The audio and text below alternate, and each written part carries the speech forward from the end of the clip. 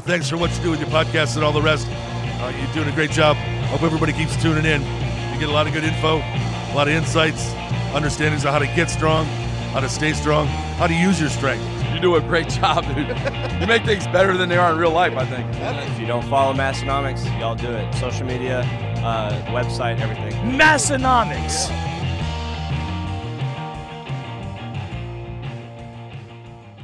Recorded live in western, northeast, south Dakota. This is the Massenomics podcast. We are the lifting podcast about nothing. My name is Tanner. And my name is Tommy. Tommy, how about that runoff election, huh? How about politics? That? Well, people have a good hour of it in store this week because we're bringing it to them. Not joke, Tanner. Yeah. Classic. Not. We will not be talking about politics. This show is not about politics. This show is actually about really bad Borat impressions. We're going to do an hour of it. My wife. Yeah. Yes. That's more likely than the politics. This show is also about our sponsors, Tommy. You could say that's the whole point of the show. That's why I do it. First sponsor on our list today is SPUD Inc. The goal of SPUD Inc. straps is to make products that support sports performance and help everyone achieve their training goals. They make products that last forever, won't bust your budget, and most importantly, leave no doubt about success when everything is on the line. Check them out online at spud-inc-straps.com. This episode is also brought to you by Hybrid Performance Method, your one-stop shop for all things fitness and online coaching. Whether your goals are training related, nutrition, body composition related, or both, Hybrid has a program for you. With dedicated and experienced coaches in each strength and fitness discipline, you can rest assured that you're in the best hands possible. Use our code there. It's MASS, M-A-S-S, in all caps, and that'll save you 5% off any training or nutrition membership for the entire life of your membership at hybridperformancemethod.com. This episode is also brought to you by Texas Power Bars. Way back in 1980, Buddy Cap set out on his own to make what he believed was the greatest bar he had ever seen and trained with, and the Texas Power Bar was born. It was strong as a house with the best knurling, and it was maintenance-free. Hundreds of state, national, international, and world powerlifting records have been and continue to be set and broken on the Texas Power Bar. To learn more about Texas Power Bars and buy one of their legendary bars, visit texaspowerbars.com. Last and of course not least, today's show is brought to you by Lifting Large. Lifting Large has set a new standard for customer service within the strength world. They have live website chat support and speedy email responses. Lifting Large is home to the Ground Lock Deadlift Slipper, and they are always in stock and ready to ship. Massenomics listeners can save 20% on all Lifting Large branded products by using our discount code there, which is MASS20 at checkout. That's our sponsors. All right. Does that mean we can start the show? Finally. Just always got to keep coordinating with our guests. Chatting on the phone over there, Tanner. People don't know this. We don't really do any cuts in the show, so we do this whole guest thing. And when you say we don't really do any cuts, you mean we do zero cuts? Sorry, yes. In the 249 episode history, we've done like 2. Because we had to. I think something. One was like a technical error. Yeah. Like big enough that it was like, okay, this would be annoying to have a gap in here this long. Yeah, that's probably about it. So we have to court. If you haven't figured it out by now, we usually talk for about half an hour. Mm-hmm. Then we have our guest on. So we have to have that all coordinated. And when we call them, when you hear it ring on the audio or watching it on YouTube, that's not like piped in ringing. That's the phone actually ringing and then them hopefully picking it up and answering. And we hopefully have that all worked out before we start recording here.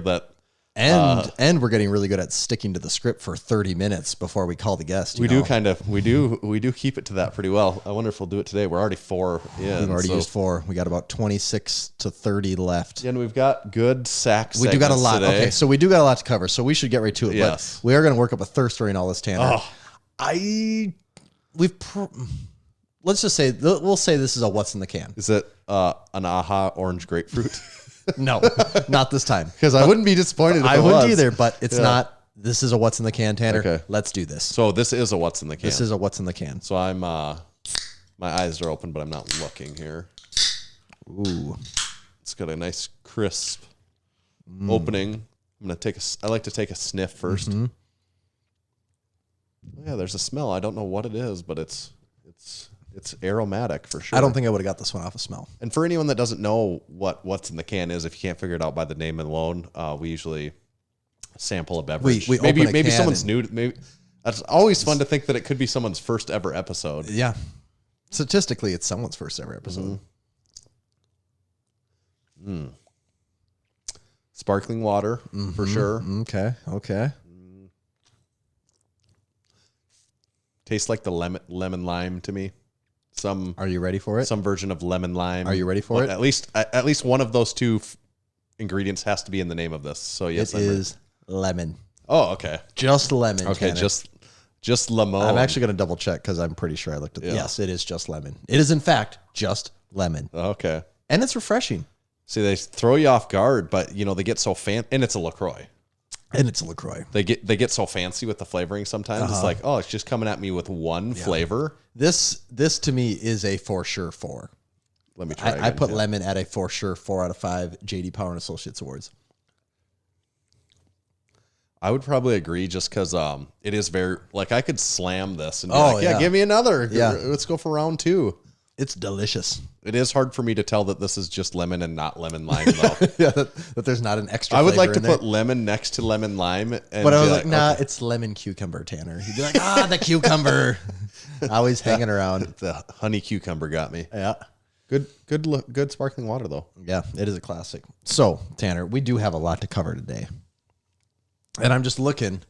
People can't tell, but we are in a room, and I'm just looking at all of the things that we want to talk about because they're sitting in the room with us. Right. I don't know where to start. Well, Should we start maybe with our stuff first? Yeah, let's start with our stuff. Because the last time our stuff got pushed to the back and we burner. that's not good for Yeah. business. That's Yeah. not best business practices. So, first of all, I am wearing this shirt that's kind of been under wraps for quite a while now. Yeah, This is the first time I can publicly wear this, Tanner. Yep. Yeah, you've had it for a while then, too, yeah. This is the Sumo Pulls shirt. And I mean, you got to, if you're not watching, you should be watching. Otherwise, go on the website. You'll see it on there. But Right. Sumo Pull, this thing's classic. This thing looks good. Yeah, because this is, as we're recording this is releasing tomorrow. So, but the clothing drop is releasing tomorrow, and this episode comes out Monday. So hopefully there's some of these left. We've had this problem I actually lately. wouldn't care if there was none left. Well, That's- I do. that's You do your catch me problem, on that. not ours. Yeah. Yeah. Ideally, there won't be any left. If you're listening right now, ideally for you, maybe there'll be some left. Like one left in your size. Because we have had this thing happening where we talk about these products that are, And then they kind of like and then just they're like disappear. gone before. But this go one, ahead. we have it says Sumo very large in smaller text. There's the word pulls, a red silhouette of a guy doing a sumo deadlift, and the red really does pop on It this one, does Tanner. pop. You It's- could actually say this whole shirt really does pop. Yeah, it's a good looking design. It is. I'll say that. It is. So I think people are gonna like this one. You got to see it. If Yeah. you were just listening to this in audio, you need to look at this design To really and- get what's yeah. going on, you do Right. need to see this one because Right. there's some stuff to it. But Yeah. we did have a long time ago. We sent one to Massenomics team member Jonathan Oldham down in Alabama, Yeah. and his Instagram had several comments of people saying, "Where's that shirt from? Where can I get it?" And normally I'd be hopping in there and being like, "Come on over, we're We over said, here." But "Nah, since it was we were kinda, playing hard to get in the right, beginning, there, right, so right. I think this one will go over pretty well. Are we ready for for item number 2? Item number 2 on the docket. Come on down. We have. Ooh, that's a big one. Actually, we got 2 pairs here, Tanner. Oh, good. We can both. And these touch these them. actually might not exist. There's a good chance these won't exist If by the there- time. if there's one of the things that not. Yeah, is so not we gonna won't be talk about available. this for too long Yeah. because there's a good chance. These are the limited edition, only 100 pairs, bench heavy shorts. Yep. And the last time we had a pair of limited edition blue shorts, it was the blue lift shorts. And I mean, even if you're a short time listener of this show, you know how Short that turned out. time Yeah, listener. yeah. You know how that turned out. So bench heavy, of course, because they're limited edition, they're coming with the certificate of authenticity. Yep. And royal. You know things are serious when we bust out the royal blue. Yeah, when the royal Yeah. blue shows up, Yeah. there's no time to be messing around. It's only business. So I do not anticipate these being around too long. No, and maybe a little longer than lift shorts, but probably not super long. Yeah, these are limited edition the same way that the royal blue was, like you said, where each one comes with its very own certificate of a numbered certificate of authenticity. And when these are gone, just like we did with the blue lift shorts, we're not reordering them. Yeah, the lift shorts. I mean, some of those are in trophy cases across the world.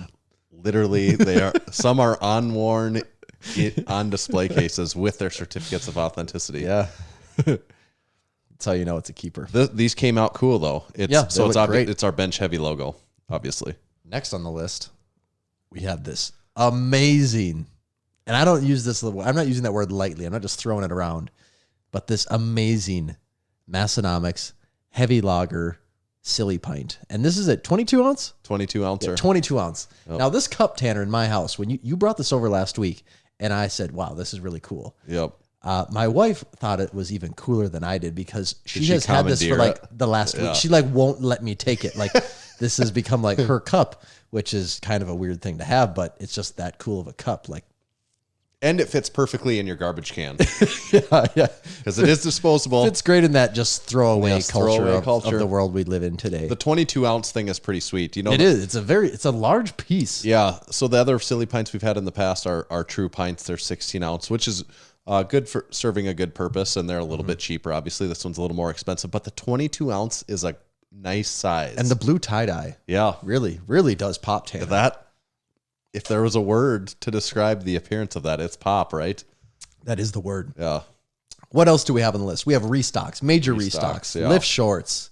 Who knows how long those will last? And those have been out of stock for quite a while, especially in certain sizes like XL and 2XL. For all the slightly beefier boys or girls out there, don't wait on those because there has been a limited supply on some of these champion shorts for whatever reason. Yeah, they're really hard to get. We have a good supply going into this launch, but it could not it could go fast. Mm-hmm. So we have those. We have joggers getting restocked. Joggers, those will I'm wearing for the sure be joggers. the last stock of the season. Yep.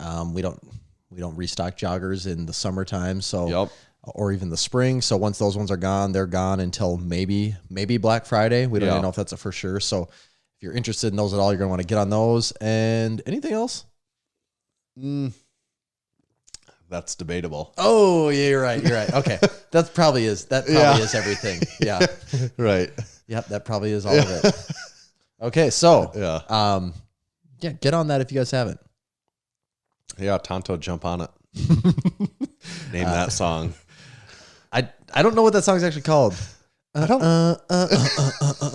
Tonto, jump on it. Yeah. Is it on the Fresh Prince of Bel-Air where he dances that Yeah, song? that is it, isn't it? What's that song actually called? I don't know. It's called the song that plays at wedding dances. Yeah, and I can't think of it. Well, we'll never know, Tanner. We'll never know. it's one of those things. I'm sure nobody listening Yeah, knows. no one will ever know. Nope. No one will ever DM it to the Massenomics Instagram account. I promise. Nope, won't happen. Should we talk about some more of the goodies we have here? Because I'm seeing stuff over there, Tanner, and I want to really see what we got. I came bearing gifts this week. Yes, you did. So this is a sack segment that we're into. I busted out a sack here, of course. Maybe you want to hold on to those bench limited edition bench heavy shorts. Oh, this is also actually for you. Oh, not related perfect. to this or the podcast, but Or anything at all. oh, there's actually something else in here that we also not related to us talking on the podcast, but God, that is a bag of goodies over there, Tanner. yes. So what size do we got? There you go. Woo! So do you know what you're holding there? I know exactly what I'm holding here. Got to open. I haven't even opened mine either. I actually saw one of these in person for the first time the other day. Who is wearing it? Jake. Big Jake at the gym. Okay. Big Jake. I don't know if I saw. Oh, no. I'm sorry. He had ours on. Yeah. That's what I was thinking of. Yeah. But see, we actually don't even I have. haven't seen this one in person, Yeah. actually. That never really dawned on me. So until this right now. is the kind of fit, kind of fat. We did the collab with them, obviously, here this last month. And this is their version of the shirt. Yep. And it's funny, when just opening this, my mind played a trick on me. For a split second, I'm like, oh, they printed it upside down. It's 'cause the guy's doing the cake stand on the back. I'm like, why? There's like a split. It is really cool illusion. getting to see this shirt after all this time. Yep. So it's got the kind of fit, kind of fat by Massenomics keg on the front with the beer spilling out. And then the back is the kind of fit, kind of fat strongman dude doing a keg stand on a lift keg. And we've talked about this many times on the podcast now, but to see it in person, it's always special. Yeah, and I don't know what their availability. This is one you buy from them, not from Massenomics.com. You'd buy this from Kind of Fit, Kind of Fat. I don't know what their availability is on it right now. If they're maybe restocking some, because I know they've sold quick also. But you can certainly hop on their website and check it out and see what's available. Yeah. If it is available, I would buy it because it is very cool. Oh yeah, it is. It is. It's a And the sweet quality. design. It's a good tee too. Yep. The quality's there. Awesome. God. Amazing, Tanner. Yep. Okay, this is like Christmas. Okay. Keep it coming. Don't stop. Okay. This next one's a little harder to grab. So we had our sack segment and then had so much cool stuff this week.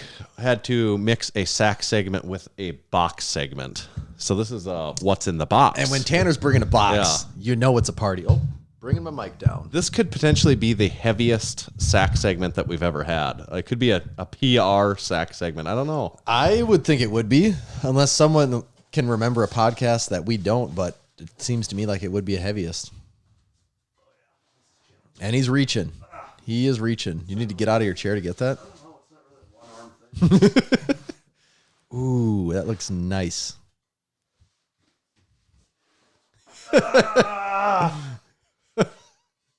These are always so much heavier when you're not in the gym. Oh, yeah, they are. Okay. Ugh, what I'm crushing my nuts with. Okay.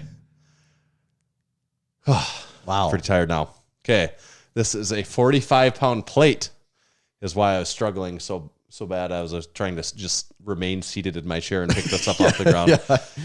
And this is from The Strength Co. If you remember back to episode 241, they made their first appearance in the sack segment. They sent us some hats and shirts. It's actually wearing the Strength Co. shirt that they sent me the other day in the gym. I wore mine yesterday. It's a nice shirt. It is a nice Both shirt. of them actually are nice shirts. We mentioned in that episode that what we really need for the sack segment is a pair of their new 45-pound plates. And you ask and you shall receive. And we shall right? receive. And that's exactly what he said, too. And these are sweet. I don't know if you want to hold this or not. I do actually. It has no effect on the recording of this episode, but I want to hold it, you know. Do the transfer over here. It is crazy how a 45-pound plate in your house feels like the heaviest thing ever. It is I don't know if anomaly is the right word, but it's something that like if I didn't know any better, I'd be like, oh, this is that 50-kilo plate from the gym. I know it. Really heavy one. But it's all about the setting. The 50 kilos. Yeah, those are the blue, the green ones. 110-pound plates. Yeah, it is so dependent on the setting and where you're at as to how heavy those are. These are sweet.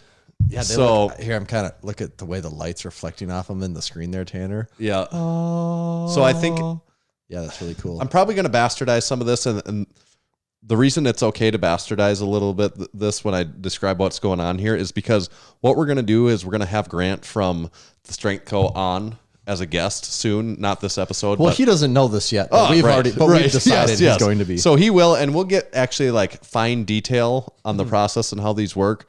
But these are cast, and then prior I have said milled. These are not milled; these are machined. Okay, and that's like a fine difference. He could there explain. Is a difference there actually? I believe so. And then I think these are e-coated, so these are not powder coated. Okay, I don't know the finer points of e-coating either, but I have. That is something I've seen. It is a really good looking plate. It is sweet, and so this edge is certainly machined. Yes. Like this outside edge, it is a sweet plate. It makes me want a whole gym full of them. And it's okay. I'm gonna give it back to you now, Tanner. Are you ready for this? Yep. So the Massenomics gym, not counting the calibrated plates, how many pounds of plates roughly do you think the gym has? About 5,000 pounds of plates. So it has a fair number. It has a fair amount of weight in it. Yeah. A lot more than most home gyms. Yeah, for sure. That's right. I mean, you just would. It'd be quite the home gym to have as more, many as a lot of commercial places. I would think even right. But of those 5,000 pounds, not counting the calibrated ones, are all of the weights used? Were any of them bought new actually? I don't think, with the exception of maybe like some 5s or 10s or something. I don't even know about that. Like, I don't know that any outside of the calibrated set of plates that we have, that any of them were bought new. So we do have a wide, we got York plates, we got a lot of the like standard Olympic plates, whatever those are. Yep, that you see in like every gym. Some old brands that not even sure like exactly if they exist or where they came from. There's a few of them that are branded. Like Excel. Yes, the Excels. Yeah. But these plates win the style award hands down. Yeah, they're super cool. And another thing we could talk more about with them at the Strength Co. is this center the hole, within the hub of the plate is a tighter, smaller tolerance Oh, than is a it? lot. So Is it when you closer put to this that calibrated? yeah, when dimension? when you put this on the bar, there is much less slop, especially compared to like those, like when you set up some of when those you put on on the deadlift, and yeah, there's a quarter of an inch. like so it- the lift that you know is the deadlift because you put it on. You could use like some of those old cheap standard Olympic plates on. And the bar, like the plates are going to be at like a 45-degree angle. Like you set one They pair do. of, you load 135 on the bar, and like the plates are like all and pigeon you toed can't and get weird the and stuff like bar that. to sit level. It's like moving all around. Right. And these are not that way. These are, and that is a sign of a higher quality plate, generally speaking. plate just that isn't tighter there. tolerance. Yeah. Because they're within better tolerances, they can make it a smaller hole Mm-hmm. and know that it's still going to fit on the barbells. Yeah. And so these are also made in America. Yeah, but that's a huge point. And I think, is that stamped right on? It is yep, molded right on. made I in would say. USA right there. Yeah. They're super cool. I really love them. When I opened them up, I'm like, I love these. Yeah. And I wish I had like, And also a set of 45-pound plates isn't cheap nowadays. No, no. I mean, it this, just- this product is specifically. right. Like, I mean, no, in the way, not cheap and like can't be found basically. Like the demand for plates has gotten so insane over COVID and stuff like that, that used plates are now expensive. You know, you're paying like $3 a pound for used plates. So these are priced fairly, I think, especially competitive for your other options of buying Well, new and plates. it's also a quality product. Right, Like right. Yes, you're not buying a low cost leader Yes. product here. Yes, and it's obvious when you look at it. Right. Yeah, these are super cool. Excited to use them Yeah. at the Yeah, gym. I'm excited to see those at the gym. But now it makes me want 5, 6 Yo, sets because otherwise like it's to like just load I up a can't whole just set do on the bar. It's just like it's ruining it when I put these on for 135 and then you throw the shitty Yeah, and pair it's on mixed after that in, and like yeah. My lift has been tainted. yeah, yes, right. Yeah, they're really cool though. Well, huge thank you to the Strength Club Yeah. for that. That is. One of the cooler sack segments we've I had, was don't going to you say the think? same thing. This is easily in the top. I mean, it's probably also the top sack segment of all time. Like, Yeah. I'm having a hard time thinking of anything else that wowed us like this. Another thing that's weird is I'm used to, if I was sitting around with one of the old plates from the gym right now, my hands would be dirty. I need to go take a shower. Yeah. Right in this, I'm like, I feel my hands are probably going to be dirty. I look at them, I'm like, oh, they're clean. That will change the hour after it's in the I'm gym, like, but- I don't know if I've hardly ever handled a new 45-pound plate in my life. yeah. Yeah, those Yeah. they're cool. Super cool. The machined edge just really gives it a cool look too. It does. Yeah. Sweet. And it's also just, I would mention, it's kind of got that traditional styling, like that 4 spoke with the hub there. Really cool. Yes. I guess I don't know how many times I can say that it's really cool, but it does look really cool. Yeah. Absolutely. Now I'm going to try to set it down. Okay, look at him go, people. Look at him go. Oh, he's leaning. All right, we're good.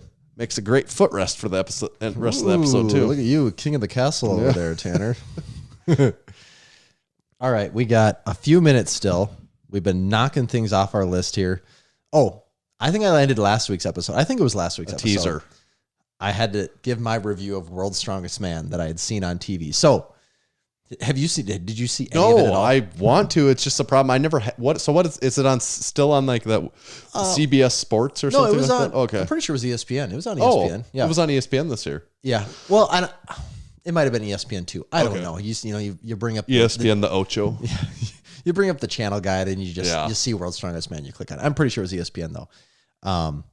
Just kind of at odd random day hours. Was it or on whatever. Christmas or it's a lot of times it's on like It was like that whole Christmas weekend. I saw it quite Okay. a bit, and I actually had to time it because in my head it felt like it was like a 50-50 split between commercials and the show. yeah. And then I think I realized I was just getting really into it. And so maybe the show just felt like it was going way faster. Yeah. But because I actually did time it because I did think I was like off on it, but it did seem like it wasn't quite as bad as I thought. Yeah. But I was surprised to see, I don't remember like in years past, I think it was probably just bad luck and bad timing, not being able to catch much of anything besides the finals. And in this case, I caught pretty much everything besides the finals. Oh, So I okay. saw a lot of the qualifying heats, events. yeah. All the heats and all that. I shouldn't say qualifying events, I should say the heats of the finals. So it was cool to see the guys do all of their, just, seeing one guy do something really good on one heat and then not so good on the other one, because when you just catch the finals, you kind of miss out on a lot of that. That's true. Just because they're usually just showing like the top 2 or 3 guys on any given lift. But the production quality seemed pretty solid. Rogue is all over a lot of stuff. Yeah. Kind of Fit, Kind of Fat was all over quite a bit of stuff. Yeah, that's when it cool. would cut to commercials, there was a Kind of Fit, Kind of Fat commercial on TV that would come on. Okay. Be cool to have a Massenomics commercial on TV, wouldn't it? Someday. I was just watching what would the Massenomics commercial be? That kind of talked about that for other anyone would things before. look at it and be like, I get what that is and I want that. And also that is also on brand for us. Right. Yeah, without going way off of. I mean, we could definitely make something that's really cool and like a commercial you expect, but people are like, that's not who those guys are. Right. So, it still just makes me laugh to think that could ever be a thing. Yeah, But, that's not insane. no, it's not insane. It just is really funny. What the hell would right? when I still ESPN don't know what would just be. Also the fact of ESPN being like, yeah, we need a commercial from you guys. That's also really, really funny to think about. But Yeah. and we can have it be whatever we want. We're paying for it, man. Yep. But overall, they were very entertaining. They were fun to Okay. watch. They do the thing where they talk to all the guys Yep. and try to get their backstory on stuff. But Was there anyone that stood out as particularly interesting or fun to watch or anything like that? like competing or in their backstory? Either way. I mean, Robert Oberst's backstory his story was, I think he was kind of talking about COVID and with everything going on, all that whole angle, which is just funny, hearing that. Who for the most part who the guys are, so you're not like hearing anything and they're like, oh, I never knew that about you. Right. There wasn't a whole lot of that, but overall entertaining. I would recommend it if you could ever watch it, Tanner. I would like to. It's just the cable television thing. I just Makes it tough. Not where I might be where I'm living right now. It might even have cable television. I'm just so just out of the loop conditioned on. I'm like, I don't even think about turning a TV on and being like, well, what's on the flip through the old tube here, see what we got. Right. So that is my World's Strongest Man review, Tanner. Oh, I think that's a solid review. Solid. I feel like you really got based it on there? your recommendation, I would like to watch it. Okay. It actually makes me One thing, I think it was in the, I don't think it was in the finals, but in the heats. God, my days are getting so jumbled around because it was on for so many days and I'm now mixing it up. But at one point they did do like an 8-stone Atlas stone. Yeah. That's a lot of stones. Yeah. Even the think finals. No, the finals was just 5. Yeah. No, that was the. So the way that the heats work, there's say 4 events, and then whoever's in first after the 4 events automatically qualifies for the finals, and the 2 that are in second and third, regardless of how much points separate them, those 2 go head to head in the stones, and whoever wins makes it to the finals. And it used to be a stone over bar back and forth. Yeah. Which that's a brutal event, and I don't know that necessarily Like is as exciting. Last man standing stones.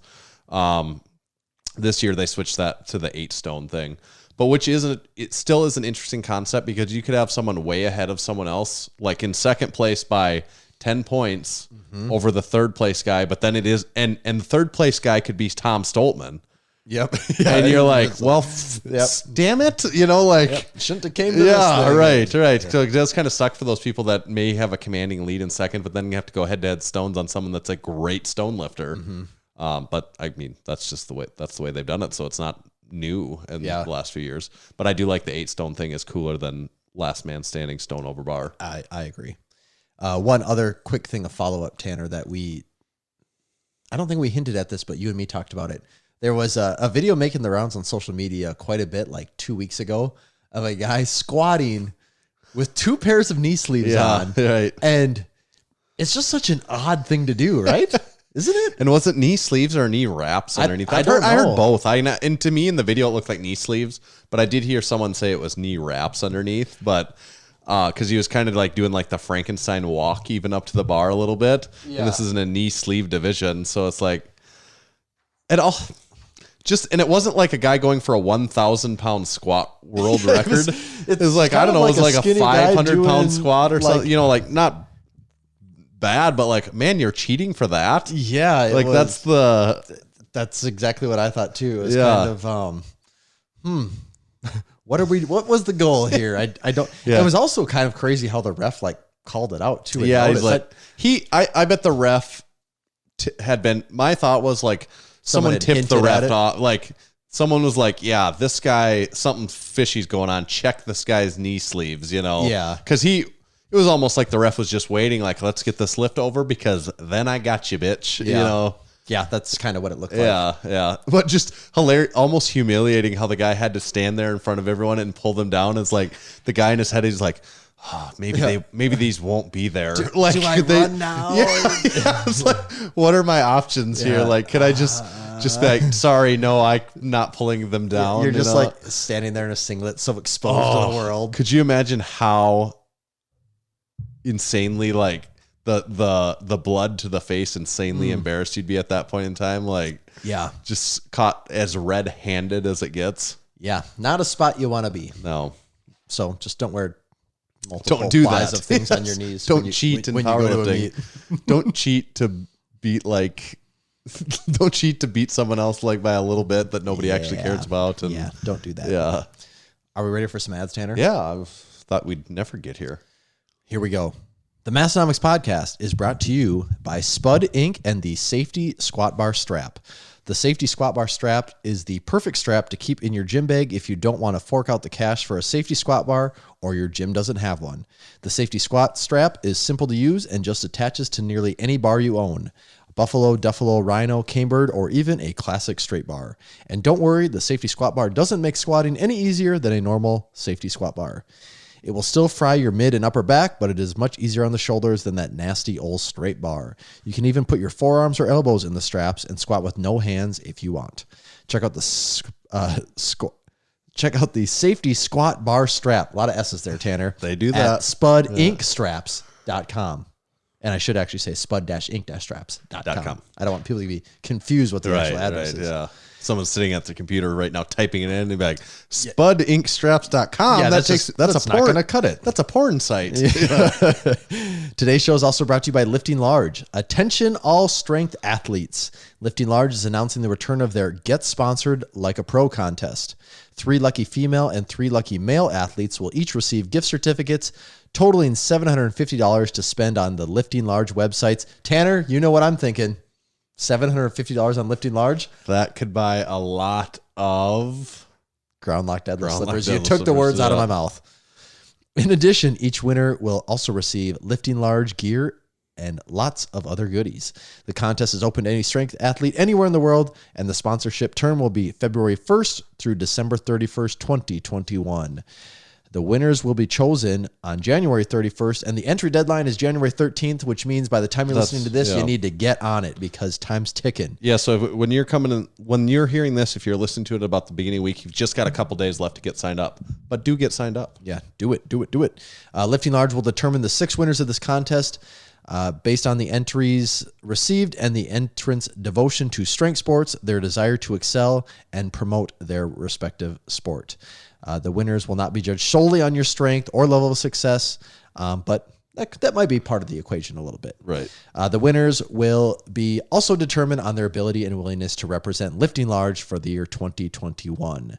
To learn more and to enter, visit liftinglarge.com and click on the 2021 sponsorship contest button today. Tanner, can you like maybe stall for 30 seconds or something? In the last episode, this is the first thing that come to mind. I mentioned that I'm kind of a record guy now, and people got a little bit of kick out of that. So I've since even updated my record collection. I guess I'm kind of addicted to buying records right now because, like I said before, I am a record guy. I have like every Sturgill Simpson album. For anyone that doesn't know Sturgill Simpson, I would recommend looking him up if you are interested in country music. But it's not necessarily mainstream country music. Oh, you do have a microphone over there. I was just going on something that I knew I could just talk about for a long time. Well, that's Tanner's record segue in the ad break. Now we're going to go back to our ads. Okay. I Unless you wanted to finish up. No, your that's statement I really don't actually I don't know really- where I was headed there. with You did that. really well there. I was having trouble typing. I was so into your story there. The other ads, because there's more ads, Tanner. There are more. There's always more. This episode is also brought to you by Hybrid Performance Method. If you've been training without a coach and have been looking for a competitive edge, remember to check out hybridperformancemethod.com. Hybrid has 15 different strength and fitness programs covering everything from powerlifting and strongman to gymnastics and general fitness, all included in one training membership. That's not all. Hybrid also offers one-on-one personalized nutrition coaching that uses lifestyle habits and a flexible approach to shape your nutrition plan around your current lifestyle instead of turning your lifestyle upside down in order to support unsustainable habits that only work in the short run the way most programs do. If you're ready to take your training, nutrition, or both to the next level, use code MASS in all caps, that's MASS, for 5% off membership to all programs for the life of your membership. And last but not least, today's show is also brought to you by Texas Power Bars. Buddy Caps first started lifting weights in the late 60s and began powerlifting in the mid 70s. At the time, he was working for Image Barbell building gym equipment. Around 1976, a local machine shop started making Olympic bars for them, calling it the Image Bar. In 1977, Image Barbell became Champion Barbell. It was then that Buddy started looking at the bars with an intent of changing them for the better. In 1979, Buddy bought his first lathe to begin addressing the known issues. In 1980, his passion, drive, and purpose now had a greater mission. Buddy set out on his own to make what he believed was the greatest bar he had ever seen and trained with, and the Texas Power Bar was born. It was strong as a house with the best knurling and was maintenance-free. Hundreds of state, national, international, world, and Massenomics powerlifting records have been and continue to be set and broken on the Texas Power Bar. To learn more about Texas Power Bars and buy one of their legendary bars, visit texaspowerbars.com. Thank you to our sponsors. One other thing that did make me think of is a while back we had gotten Judd Who's as a South Dakota-based band that had sent us some couple records and some other things. I've gotten to since listen to the Judd Who's album. You can now spin it on. Yeah. And you know what? I had a passing thought as I was listening to them. You know what would be cool? A Massenomics podcast episode on vinyl?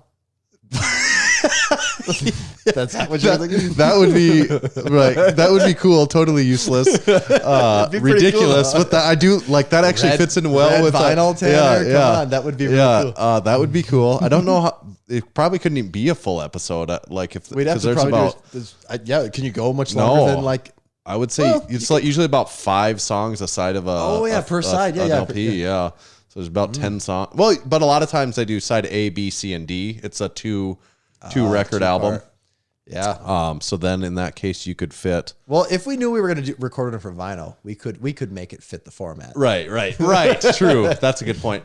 No, what if we had a like if somebody would ever mixed up our intro and we had if Judd Who's wrote and recorded a Massenomics intro, like that'd be pretty cool, or an outro or something like that, especially with the South Dakota connection.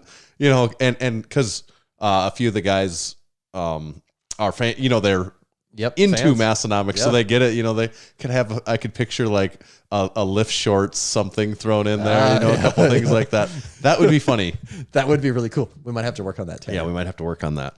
And then the vinyl. Yes, podcast episode. both good ideas. So that's 2 great ideas. Great Just ideas. Full of bangers here. 2 can't miss ideas. But first, we're going to get our guest Tom Callus on the line, and I'm going to call him right now. See if he answers. It's probably working.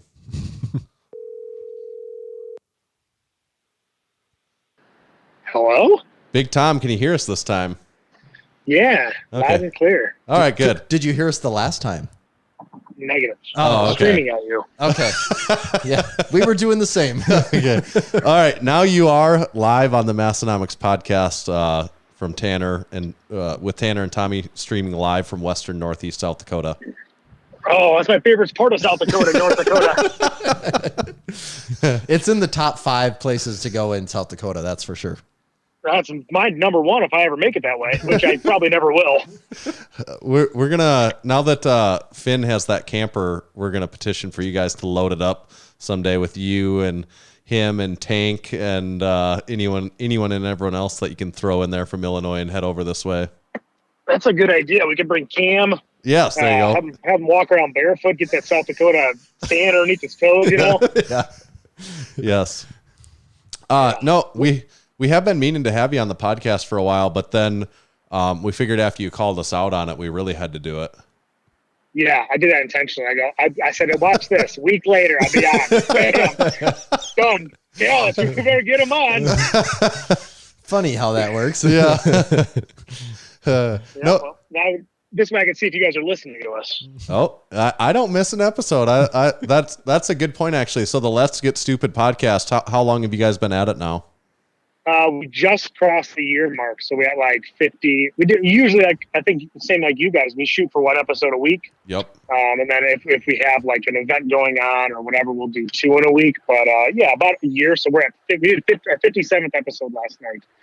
So we're chugging right along, man. And that's really impressive. Yep. A lot of podcasts don't even make it to the half year mark, but a year is a pretty awesome milestone in the world of podcasting. Yeah, because that was our thing too. I'm like, well, I like lifting podcasts. I listened to yours. I listened to Mark Bell's for a while.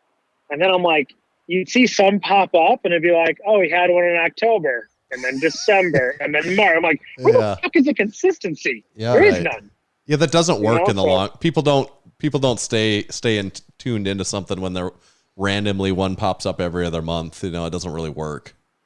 Right. That's what we said. When we started it, we're like, if we do this, it has to be once a week minimum. Like we pick a day, every fucking Wednesday night by midnight, we have it out. And if we're recording till fucking 11:30 and I'm uploading on that Wednesday, so be it. But I go, we have to commit to this. Otherwise, we're never going to gain a following. And people are not going to know when the show comes out. Mm-hmm. No, I think that's spot on. I mean, we found out that exact same thing. How does it feel after a year of doing it consistently like that? Are you having a lot of fun with it? Does it ever feel like work, or what do you think?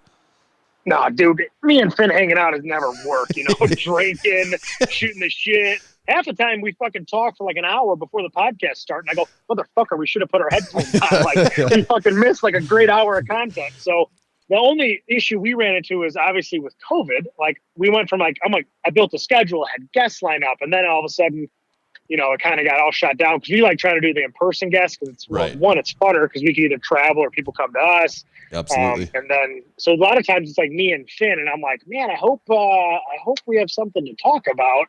And we always fucking at least knock out an hour to 2 hours every time, like easy clockwork. It's great. Yeah, you kind of just summed up our podcasting process too. It's like, yeah, I feel like it's very similar. Yeah, it's like my wife has to be like, the podcast episode's a little over an hour. Why does it take you and Tanner 4 hours to do it? It's like, well, we have to talk for 2 hours before, and then it takes an hour and a half to record, and then it takes like another, 45 minutes to wind down afterwards. So it's like, it's a whole nightly process, Right. Yeah, I always tell her, I go, one night a week, that's Tom and Tom time. That's This is all right. This is our excuse to get away and drink once a week. That's right. So you record with Tom Finn, as Huck Finn Barbell, as everyone would know on Instagram and everything. Maybe you can correct me if this is not correct, but it seems like probably you're a little more organized and have to push some of that stuff on Tom sometimes. Do you ever get in a situation where you get frustrated with him? Has he ever pissed you off with anything like that? Yeah, I'm definitely the more organized one. Yeah. I'm basically like, because his wife Karen is super organized too. So Right. it's like me and Karen are more similar, and Finn just does whatever Finn wants to fucking do that day. But it's like, we've been asked that before, like, man, does Tom piss you off? And I'm like, every once in a while, like especially at the Arnold, he'll be fucking lollygagging, walking like, no, there's no fucking fast or slow. It's just one fucking constant slow, shitty speed that he walks at. And I'm like, dude, hurry the fuck up, man. We got shit to do. Yeah. So that's the only time I'll ever get like pissy. But as far as like our content together and hanging out, like we're always fucking like best friends, just every once in a while he gets on my nerves because he's got fucking Tom Finn speed and it ain't fast. But yeah, no, we have a pretty good dynamic going. Yeah. And that makes it a little easier when you got a dynamic, you get each other. It makes it easy to do this thing more in the long run too. Yeah, because like I said, it's fucking clockwork for us to strike up a conversation for 4 hours. And Finn, Finn's kind of old school, so like me and him don't text. Like it's always a phone call, even if it's like a little thing. It's, hey brother, what are you doing? Yeah. I need this. Like it's always a phone call. So and then a 2-second phone call turns into 25 minutes, and then before you know it, you're home and you're driving. Like that's just us. We've always been for fucking like 5-10 years. So the podcast like almost just made sense. Like why didn't we do this earlier? Right. So we have a lot of fun with it. Yeah, for sure. So I think you might know about this. We're one of the top 5 lifting podcasts in Western Northeast South Dakota. Pretty prestigious honor. Are you serious? Yeah, that's no shit. Like no shit. Top 5 for easy. Actually, the phrase is easily in the top 5 for Western Northeast South Dakota. Pretty big deal. You guys also have a pretty prestigious honor, from what I understand, in is it Bahrain? That you're Bahrain. Yes. What are you, top 14 podcast in Bahrain? Is that right? At one point we were, and I was very confused. I go, why the fuck are we trending in Bahrain?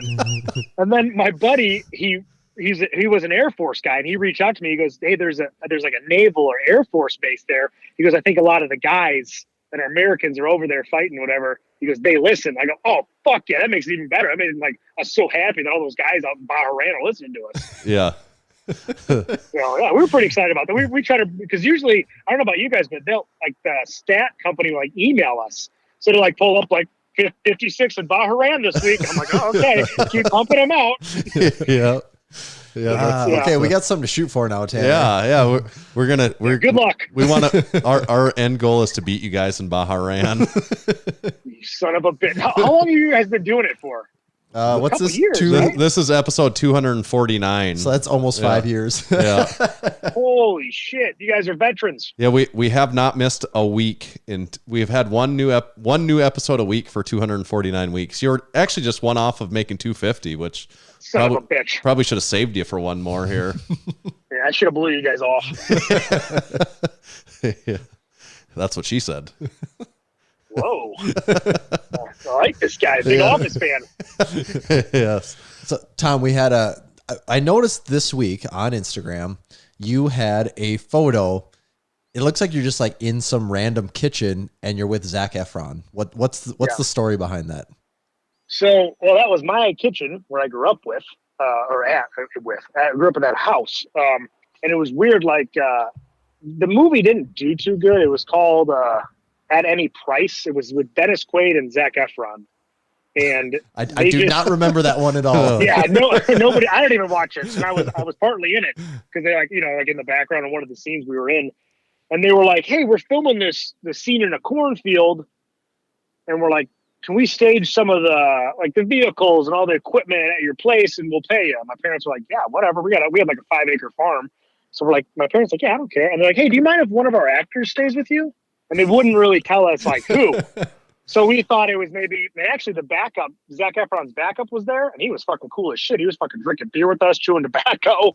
And then they're like, so they wouldn't say exactly who was coming. And we're like, oh, okay, yeah, whatever. Because they're throwing my parents a bone anyway. It's like, fuck yeah, we'll take it. And then shows up at the door with fucking a couple people, Zac Efron knocking on our door. I'm like, what the fuck? Then all of a sudden, like, every girl who ever thought they knew me from Facebook was fucking messaging me. Can I come over? Can I come meet Zac? I'm like, get the fuck out of here. Where were you last week? Yeah, right. Where were you before he showed up?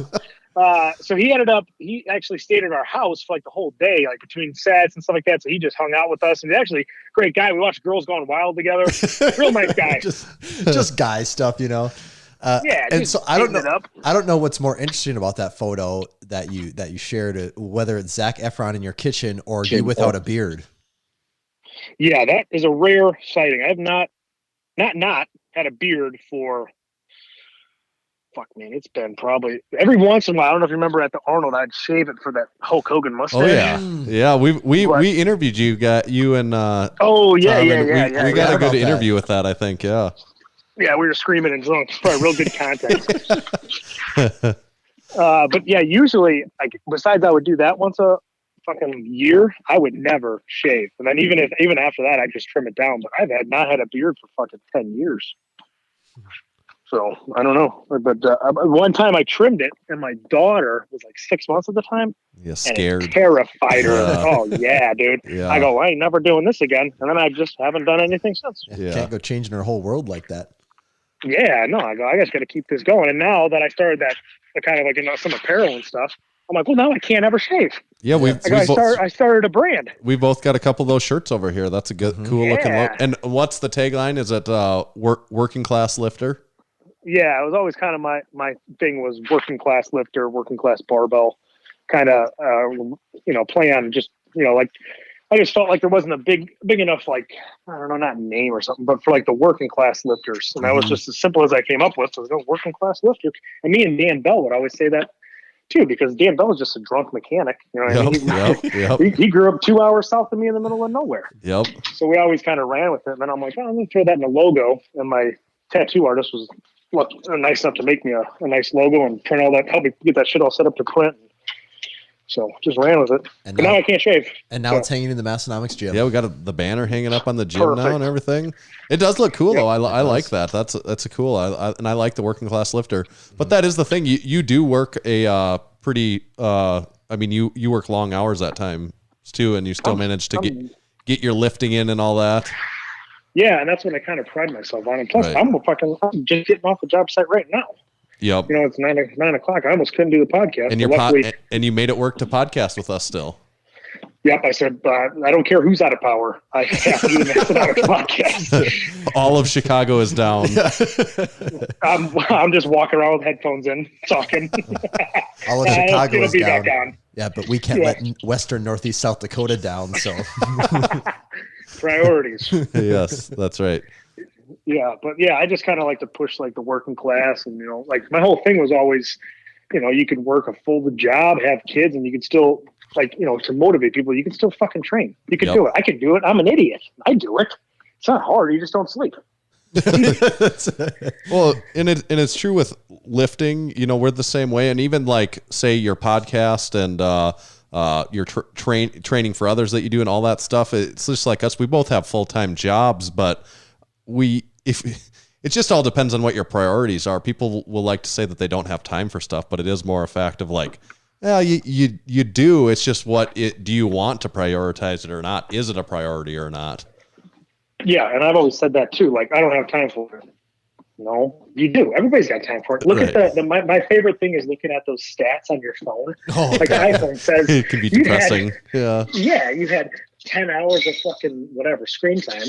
Yeah. And I'm like, okay, if you didn't spend 10 hours on your phone, what the fuck could you do with 10 extra hours a week? Like, you have time. You just don't want to do anything. There's a huge difference. Yep, for sure.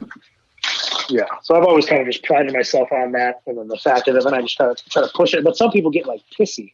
I'm like, well, I can miss a squat because I must have worked a 16-hour shift that day, and they make fun of me and shit. But I'm like, hey man, that's my thing. And I always say, take a walk in my boots for a day and let me know how it goes. Yeah. Then go squat. It's what I get off on. If I'm not working and doing what I do all the time and constantly staying busy, like if I'm sitting around, I feel terrible. I mean, I just like to constantly in motion, always fucking going forward.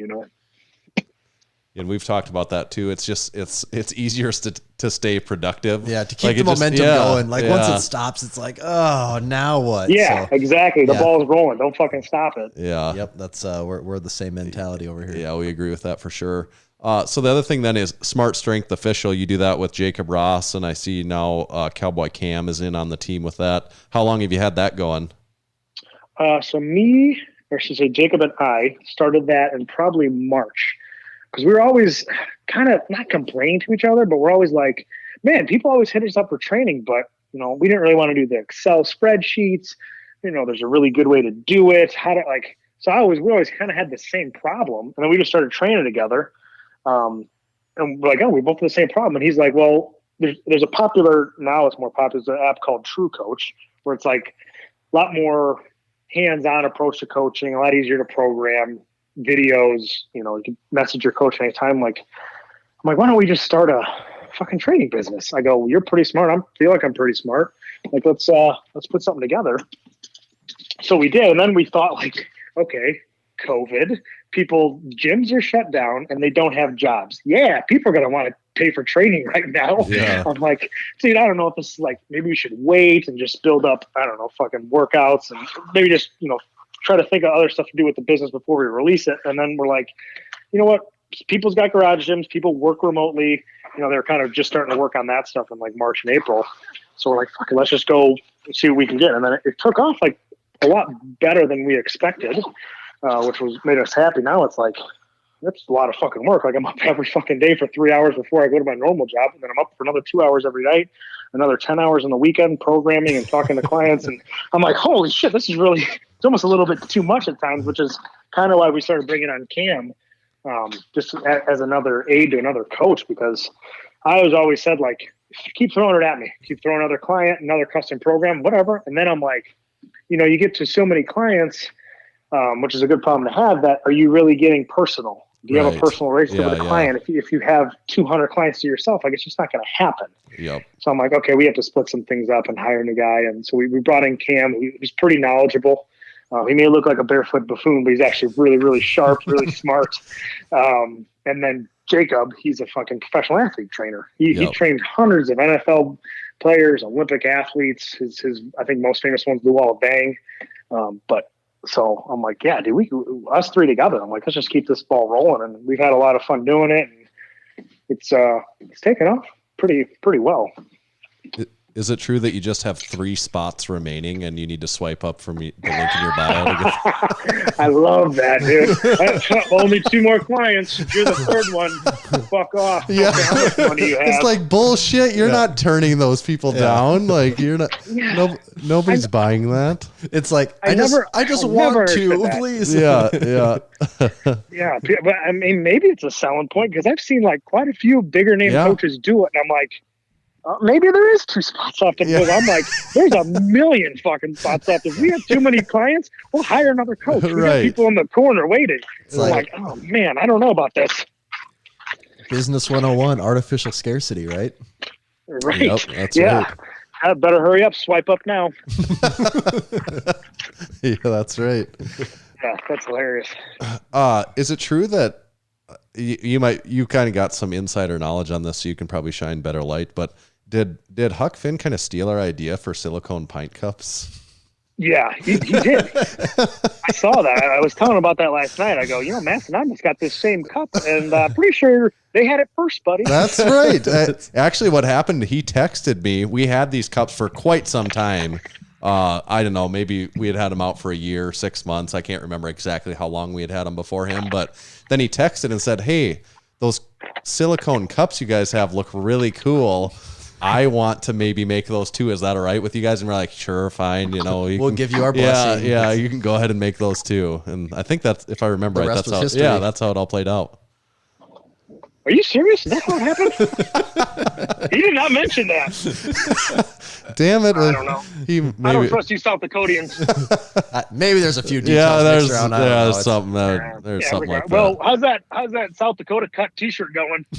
We're still working on that. Still R&D. Well, we're talking. What is the South Dakota cut going to actually be? And what one thing we're looking at is just cutting one sleeve off. It's either one sleeve or you cut the south of the bottom. Yeah, shirt off. right. We can't decide if it's a one sleeve or a crop top. Well, if you do the one sleeve, you could also sell them a custom headband that's from the side of a T-shirt. And it goes along with it. So you charge five more bucks for the South Dakota cut and $5 more for the for the headband.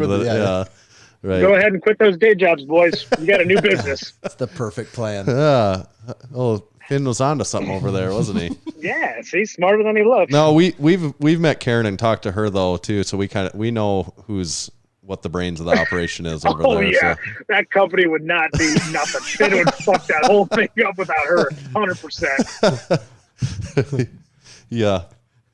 No, it's actually an awesome team, because like Karen does all the shit that Finn doesn't want to do and can't do. Right. But like at the same time, Karen couldn't be doing that stuff without Finn being fucking fit. Well, you know what I mean? Yeah, and it allows him to just focus on him. Yeah, it allows him to do that stuff. Like have the freedom to come up with this wacky shit and execute on all of it. Yeah, and it's working for him, And then they keeping everything in house, which is pretty cool. Yep. Yeah. So you guys, how do you guys do yours? Do you guys all send out? Because obviously you guys both have jobs. Like, there's no way you're doing a podcast and making all clothes in your fucking basement. No, we don't print the stuff. We're actually just talking about that before here. How we're actually to a point now, like even if we did, if we had started doing that, I don't know how in the hell we would be getting it done now. Like at this scale, point, we would just say, "Hey, family, we won't see you this week." Yeah, Like Right. Yeah. So we do have it print. You know, we have the printing done elsewhere, and you know, some people have it all of the fulfillment and everything done by another company, but we do the fulfillment. We have all the garments sent to us, and then we handle all the orders and everything. We you know, it can get kind of expensive to pay someone else to do that full part of it, and we haven't wanted to go down that road. So we do keep that part of it in house, and it's a little more personal that way because we get to be putting each order out there and write notes with it when we want to, and say stupid shit to people that we know, and pay attention to who's actually ordering the stuff too. Right. Yeah. No, I like seeing that because that's basically, obviously I'm doing mine on a much smaller scale than yours because I just started doing, you know, the logo and the t-shirts like a couple months ago. But yeah, I would suggest the same thing. Like, oh, there's these websites where people just order their size and then they're made one at a time. Right. Yep. And I'm like, yeah, I mean, one, your profit margin is so small. Yeah, I guess like, almost you're paying everybody for everything. Right. And then it's like, I'm like, I don't mind putting up the money, you know, and if I got to sit on some stuff for a while to make it back, and like, it's not a big deal. And I'm like, yeah, it's personal. You get to see who the order comes in. It's kind of, you know, the first time we did it, I had the whole fucking living room laid out, and we're having the old lady and Haley filling bags and stuff. I'm like, oh, this is kind of cool. You know, I mean, it's not huge. It's like just a nice little side thing to do, and it pushes our training because it pushes people to the website. But I'm like, it's just kind of nice to do it in house, and like you guys with the letters, you know, people post about it. Right. People are seeing it because 100%. you wrote a free letter. Now you got more business because, you know what I mean? It's just, you're not going to have that if you outsource everything. Yep, I agree with that completely. But yeah, Karen does do all the printing there, and so is it right? Kind of related to that is JB Boss. Are they no longer going to be up and running? Yeah. Okay. They turn their hats in, and I think, you know, Boss has other businesses and ventures, and he's, you know, this is basically his hobby. He'd go to the Arnold and sell some stuff to cover his costs and just have fun and party with us, you know, and that was kind of his thing. He'd go to meets and do the same thing. He just liked to travel and meet the people. And, you know, powerlifting's, you know, it's a super small percentage of the population. Like super small. I think in the past probably 5 years, the popularity has really gained. Like when I started, there was like a woman lifting, maybe one, maybe two.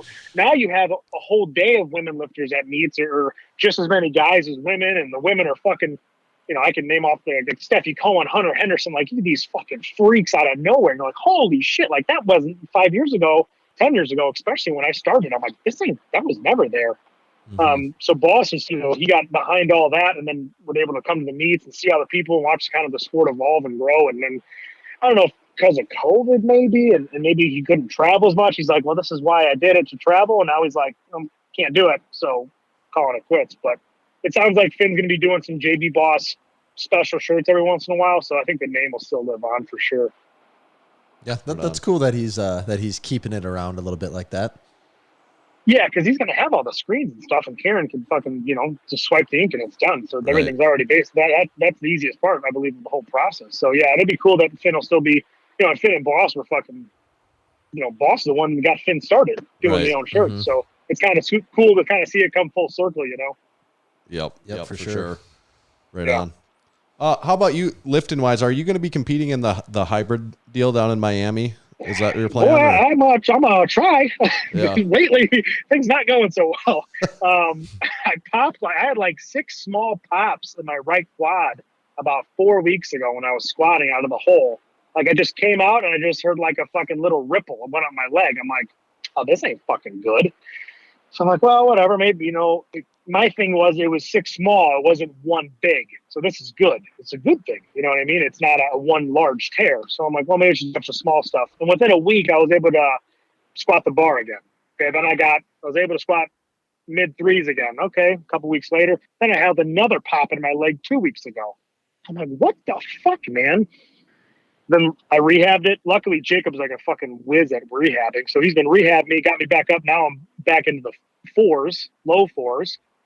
And I'm like, well, here's my thing. I wrote out a plan to basically squat essentially 75 pounds more every week. If I can do that until hybrid, I can probably put up a decent squat of 750-ish. I'm not going to be 100%, but it'll be respectable for a 198er. Yep. But if there's any setbacks, to me, it's not about being tough and pushing through and squatting 600 with a bad leg. Like, no, it's a big meet.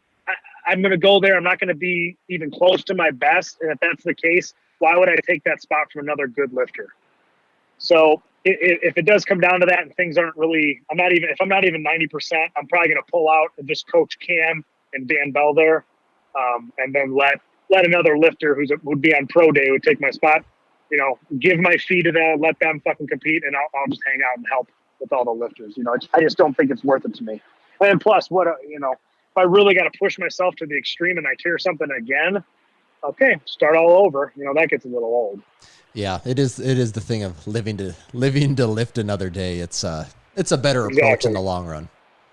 Yeah, and I've come to know that, the first 10 years of lifting or powerlifting, I get away with a lot of stupid shit, squatting on top of a leg press, doing stupid shit with yeah, you get away with a lot of things and nothing's breaking. Now it's like, you got to really be careful and then watch more of the minor details so they don't have major problems. I'm learning that as I go along with the sport. I'm like, yeah, I'm going to be 28. I'm like, but I've been fucking powerlifting for 10, 12 years now.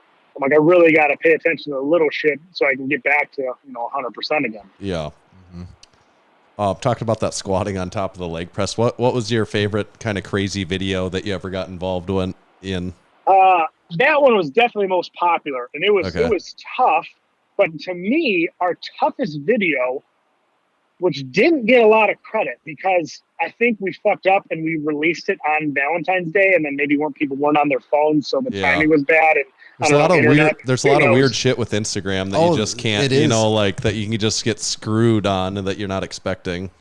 Yeah. So me and Finn, we set up this whole Valentine's Day post, yada, yada, yada. But the lift was, I had 225 or 315 on my back or something, and Finn squatted me and then got onto a Stairmaster.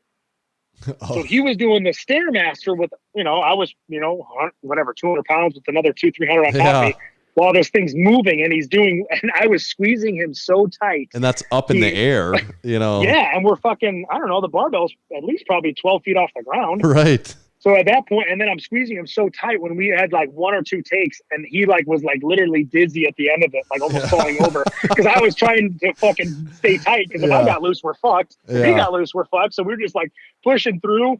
We did the video. We're like, oh dude, the leg press one got 5 million views out of all the different sites we put it on combined. I'm like, oh, this is going to be better. And we got 20,000 views. I'm like, what the fuck, man? It's just not worth it. It's just so hard. It is. It's impossible to predict, though. It is impossible. The stuff that you think is not that'd be I don't know, maybe it's all right. It could just go wild. And then other stuff you're like, yep, home run.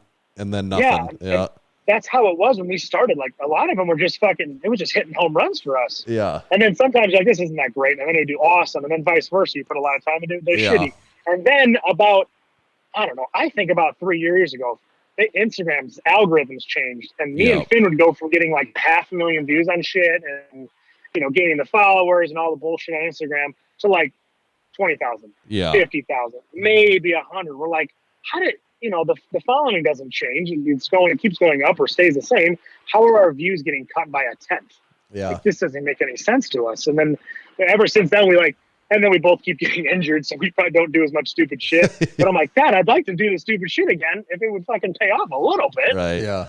It's funny, the people that even just choose to follow you aren't really seeing your stuff anymore. The people that already said, yes, I want to follow this person and see what their stuff, what they have, it's not getting in front of all of those people even anymore. Yeah. I don't understand how anything works. But if I talk about fucking some flowers I want to buy for my wife, I can't stop swiping on ads. I go, what the fuck? I'm posting shit for you to see. I talk about flowers. I got flower delivery left and right. Doesn't make any sense. Yeah, it's so true. Yeah, I thought about flowers. Now they're in my Instagram feed. How did this happen? Yeah, it's fucking weird, man. They're always listening, I guess. Whatever, that's a whole different conspiracy theory that if you ever had Cowboy Cam on, he could dive into for about 3 hours probably. Plummet those rankings. Yeah. What was the gym that you guys always used to lift at back in the day when you were doing those stunts? Where the Lilla Bridges and stuff lifted at? That was Barbell Central. Okay, yeah. So were those guys cool with you guys just doing dumb stuff? Oh, the owner loved it, man. He didn't. He just do whatever you want, light it on fire, fucking run around, chug booze. I don't care. He let us do anything we wanted. What happened to that place? I don't think he paid the bills. I don't know if he didn't pay the bills, and the building was like leaking all the time because there were buckets everywhere. And then all of a sudden, it wasn't a gym anymore. So how long ago was that it went out? That was probably 4 years ago. Oh, it was. Okay. I was wondering if just you guys all left or if there was like more to it than that, but yeah, it was basically that gym kind of went, and then kind of everybody went their own ways. And at that time I started building my garage gym, and I'm like, you know what? Like, especially then I just started having my first daughter, and I'm like, Yeah. you know, I can't really be working 10, 12, 16 hours a day and then coming home and then going to the gym for 3 hours. I go, I can't wait to get divorced if I keep this up. Yeah. Exactly. Then I just started training in my basement or my garage, whatever kind of house I was at. And then Cam started coming with me. So I used to have a spotter and stuff. And then, yeah, ever since then, me and Finn both, we just kind of built our own things and we just trained. But me and Finn, like, we're tighter than two coats of paint, but we never trained together just because he likes his gym. I like mine. I don't want to leave. Right. Neither does he. Right. So, but I'm glad we did. But then, you know, ever since like the gym went down and stuff, everybody kind of just went and did their own shit in different places. So, Right on. Tom, we've got this little game we like to play with everyone. It's called Overrated or Underrated. And so we've got a special set of Tom Callus topics here. Are you down to play? Are you serious? Yeah, we pulled out all the stops for you this time. Well, I'm serious as a heart attack. Let's go. Okay. So you just got to answer overrated, underrated. You can't ride the line in between. You got to pick an answer, even if you might want to ride the line in between. And there's some doozies here, so I hope you're strapped in. My seatbelt's on. I'm ready to go. Okay, perfect. Good. Okay. Topic number 1, overrated or underrated? Tombstone, the movie. Overrated, man. I got people paying me in my Venmo for me to watch it, and I still might not watch it. And I'm going to keep the $3 that they sent me. So you still haven't seen Tombstone? No, well, you know, and my old lady is gone to Florida for a couple of weeks, so I'm like, you know what? I got some time. Maybe I'll throw on Tombstone, I'll put a fucking floppy piece of shit Jack's Pizza on the pizzazz, put on Tombstone, pour myself a coffee, and have a nice little night. I go, it might happen. If it does, I'm going to put it on Instagram. Is Dan Bell kind of keeping an eye over your wife in Florida, if you know what I mean? Yeah, he's probably trying to trim my bushes. He was over there the other night at midnight giving her favorite wine. I don't know about that guy. That old snake in the grass. You got to watch out for Yeah. him. I know, man. No, he's good, dude. He's actually he's actually keeping an eye on it. Yeah. So it's nice. They actually ended up getting a place like 10 minutes from his house, so it works out. He'd do a great job of scaring away Fucking humans, Hey. animals, anything. yeah, fucking refrigerator coming at you with fucking legs. Yeah, fuck anybody's gonna run. And that voice, I'm fucking laughing. Get the fuck out of here. Yeah, that's right. Tommy, have you seen Tombstone ever before? I've never seen the whole thing of it. Okay. It was one of those things we started when we were like drinking beer, and then Yeah. eventually, you know, the beer drinking takes over. So I've never seen the movie in its entirety. Okay. Not a bad It movie. cannot be that good. It's not a bad I've movie. heard nothing but good things about it. Yeah, it's not a bad movie. Okay. Well, maybe I'm gonna find out next week. Okay. We'll stay up to date on Let's Get Stupid podcast and find out. Yeah, right. Okay. Overrated or underrated? Cadillacs. Underrated for sure, dude. I mean, you can go any year, right? Right now, I'm cruising in an '01 DeVille with 3 windows. Most comfortable car I might have ever been in. And I have, don't tell anybody this, but I have a 2020 Cadillac, too, brand new one. Oh. And honestly, I like this one better as far as comfortability. Now, if I put the pedal down on this thing, it will putter out and die immediately. It happened to me one time. I was leaving the city from work, and I go, I got to get through this green light. And I'm like, I'll just punch it. It's got a V8. This thing's in a haul. I punched it. Bunch of blue smoke came out, white smoke. It fucking puttered out. And then, I started back up. I'm like, okay, she's back in game. I'm on the interstate in Chicago. Everybody's going 80. I'm going 45 in the middle of it with my hazards on because my car won't go any faster. So when that happens, that kind of sucks. But if you just baby her, I fucking love this '01 DeVille. I might get an '02. I'm thinking about it. But we'll see, Upgrading. you know? Yeah. Yeah, we'll see what happens with the podcast. Get some more sponsors. Maybe get a Cadillac. I don't Yeah. know.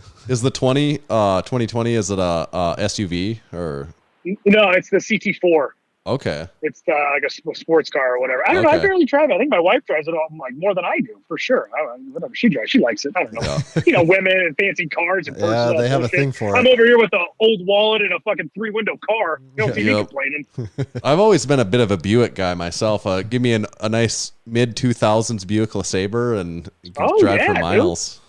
Hell yeah. I used to have a Lincoln Town Car too. It was a Yeah. 99. There you go. Oh, dude. 225 sweet turns on the dash, and that thing floated like a fucking cloud, man. Plus, no one ever knows if you're a cop or Yeah, not. You know, right, you right. got that thing Yeah, going. dude. Well, fuck. And with this Cadillac, I kind of look like a drug dealer with like the window missing and like the window's 5% tinted. So I just put golf stickers all over the back of it, and they just think I'm an old man with bad eyes. Yeah, there you go. Everybody leaves me alone. Yep. Yep. Best trick in the book. Yep. Okay. Overrated, underrated. We know you're kind of a working man, and this is a working man clothing. Overrated or underrated? Carhartt. Overrated. Too pricey, you know? It's a fucking like the Louis Vuitton of work clothes, man. Yeah. I got fucking old fucking work pants with holes in them. I don't even know what brand they are. Don't bother me. I ain't know it's a fucking Carhartt. That's like those guys with the pickups have never seen dirt and you know, they work on daddy's farm, but it's all daddy's money wearing brand new Carhartts. I don't believe in it. Don't believe in it. Plus, I like as far as like their jackets, I don't know about you guys in the Dakotas, but I never wear a fucking jacket. Always sweatshirts. Never a fucking full jacket ever. Yeah, it gets pretty cold here. I personally do like to ride out sweatshirts as long as I can, but Yeah. when it's like 30 below, it's the difference between living and dying sometimes. Yeah, well, like last year, I think it was in 19, or no, the year before maybe. It was a winter up in Chicago where I was on a back shift at work. So I'd come in at 2 p.m. and I'd be off at 6 a.m. So I'd do 16 overnight. And it was like negative, like probably 10, 20. It's not as bad as your guys's, but the wind chill was like negative 50. And I would Right. be up in the air and my eyelids would freeze together. Yeah. And guess what? No jacket. Still a hoodie. Oh, Yeah. Oh, yeah. That's cold as shit. Though. Yeah, that's a tough one. Yeah, that gets brutal. Like when you're Yeah. snow blowing your driveway and you come in and like Everything's frozen. Yeah, your mustache and beard is just like a block of ice from like snot running down your face. Yeah, that's my favorite look. Because then I come in and I show my wife. She goes, that's a hard-working man. You know, and then she just gets to put me to bed and kiss me, you know? Yeah, give you a little kissing. Yeah. Once that beard thaws out, clean up them boogers, maybe. Okay, last one, and this one's probably the most important one, so don't mess it up. Overrated, underrated, Tito's vodka. Underrated for sure, dude. Because you go to a bar, they usually always have Tito's, but everybody thinks the fancy ones like what's the other fancy one? The tall bottles like Grey like a Goose. like crystal Grey glass. Goose. Yeah. Grey Goose. Yeah, Belvedere maybe or something. I'm Yeah. like, they think that's top shelf, but top shelf is Tito's, man. Ain't nothing smoother than Tito's. Love that stuff. Trying to get sponsored by it. So that's why I keep talking about it so much. You know, you'll throw me. Actually, I got 6 handles from the guy who directly knows the owner up in Wisconsin. Where is Tito's So- from? Wisconsin or Illinois or something? Or The owner, I believe, is from Austin. I know it's distributed Okay. out of Austin, but he's got a lake house in Lake Geneva. So they're like buddies with the guys at the bars and the gym up there, and they know him really well. So he gave me 6 handles for my fucking bachelor party, or not my bachelor, but my wedding, because my wedding up there. Okay, so you got So, you got but yeah, the in that's there. by You far can my favorite vodka. Yeah, I'm trying. work that angle. Where is Tito's priced? Like if you're buying a mixed drink, is it moderately priced or I think it's Well, just kind of just below Grey Goose, isn't okay? it? Yeah, I don't think it's not crazy expensive. You know, it only gets expensive. Like where I live now, it's kind of fucking, to me, it's yippy, you know? It's a little bit more thing than I should be, but I think usually like a Tito's and tonic would be like $6 to $8, which is not bad. Because usually top shelf, I think like 10. Yeah. But I don't know. Because I don't really go out and drink a lot. So whenever I drink, it's not like I'm like, well, is this one $2 cheaper? But you're like, I don't Right, know you're what like, I want. I get what I- yeah. I'd like to see a menu with Yeah, prices here. I get that for sure. I agree with that. Like, I also don't go out and drink all that much. So when I do, I'm like, yeah, I want whatever the hell I want. Like, let's make it enjoyable. Right. Like I might make it to a bar with my friends once a month. Like maybe. I'm like, well, I'm just going to drink. I want Tito's. Yeah, I want some. If you have Diet Dr. Pepper, I'll give you the biggest tip ever. But most people don't. Yeah. Because nothing settles me down like a good coffee. You know what I mean, boys? Amen. Yep. All Have you right. guys had that? You guys need to try it. Tito's and Diet Dr. Pepper. Have you ever had that in your life? I never. Tito's and what? Diet Dr. Pepper. That's what I call Tito's, coffee. Okay. Oh, you call that? Oh, I have had that like once or twice. Okay. I never have. And then you stopped? You never did it again? You know, that was about it, I guess. Maybe I need to come at it with fresh eyes, a fresh palate. Yeah, I don't think you drank that right. I gotta, that catches me off guard because I'm more used to like clear liquor more often being with not necessarily clear pop, but like that's like that clear goes with clear, and almost like whiskey goes with Coke. Dark stuff, yeah. Vodkas with like lemonades, and more juices and Sprites. Yeah, and I agree. I was the same way. I go, oh, you keep clear with clear, and you're in the clear. I go, you don't put dark pop with fucking clear liquid, alcohol. And then I did it once, and I go, holy fuck, I'm a genius. And then Finn took it, and he thinks that he came up with it, but he did not. It was It's me. just like the damn silly pints all over again. Right? This guy's a fucking thief, man. Yeah. Well, great news, Tom. You passed overrated, underrated. I think you. Oh, thank God. I was getting nervous. I was sweating over here. You walked away with it. So with that, you are now invited to the next time you're in Western Northeast South Dakota. You can let us know, and you'll get a free day pass to the Massenomics gym. Yeah, worth big retail value on that, actually. So you're coming out like a bandit. All right, I'll bring the Tito's and Diet Dr. Pepper. We'll call it even. All right, there we excellent. go. No, all right. That's awesome. We appreciate you coming on, and it was probably overdue. So glad you brought it up again and got our asses in gear and got you on here. Yeah, no problem. Next time I feel like I should be on, I'll just bring it up in our podcast. That's right. And next time we're in IL, we'll make sure to stop by on our way through. Yep. Gym membership's only $20 a day. So for both of you, for you guys, 35 for both of you. Oh, perfect. Damn. Day of the week. Couples Can't miss discount. out. Yeah. Yeah. Excellent. All right. Well, thanks for having me on, guys. I appreciate it, man. I like talking to you guys and missing you at the Arnold. So Yeah. because nobody was there. So hopefully that happens again someday. We can do that again. And I guess one more plug. Check you out on Instagram and everything, and Smart Strength Official. Where if they want to sign up for that sort of thing, do they catch you through Instagram or website, or what's the best way? yeah, you can hit me up at Tom1 on Instagram, number one, because I'm number one, or Smart Strength Official, that's Smart Strength Official, or smartstrengthofficial.com. We do template programming, for like a cheaper $29, you get a month template. And for us, we think that you're probably not going to see workouts like these because we do things a little bit differently, but we do it for a reason. And then if you're into custom programming, one-on-one with a direct coach, we only have 2 spots left. Swipe up. Swipe up. Hit us up. And like I said, we're always taking clients, and we truly believe the customized approach is the better approach as far as just, even if, our program is really great, but be able to like bounce stuff off a coach or somebody has been in the game for a while, I think that's, that pays for itself, just having access to a coach for any questions that they have. And so if anybody signs up for Massenomics podcast, make sure you guys, utilize that. Yep. It's a big plus to me, be able to talk like, if you sign up for a big time coach, sometimes you just get a program and then you don't talk to them for 12 weeks. Right. Ours is they fucking can basically text us anytime they want and we get back to them. So I think we got something good. Right on. Yeah. Awesome. Well, that's good stuff. Right. We'll catch you later, Tom. Appreciate it, guys. Thanks a lot, Tom. We'll see you. Okay, bye. Mr. That was Tom Callus. Mr. Kallas. Plug this. Didn't disappoint. No, it's kind of is funny to me to think that he hasn't been on until now. Yeah, I know. And he was on our list. It's just one of we just have really. Oh, also, first of all, what did you rate? What do you rate that that interview? Back it up. Yeah. Cool beans. Cool. There we go. It's That's not how really we feel about it. It says the interview really isn't wrapped up. Now, until we get to cool beans. it's done, and we can reflect on what just happened. Yeah. We just have had a long list of people we got to get on here, and it's just, which is good. It works in our favor. It's just like we we're just need to start rotating them podcasting through. 3 days a week, Tanner. That would take care of that problem, wouldn't it? Wouldn't that be quite the life? Can you imagine if we did the Massenomics podcast every morning for an hour?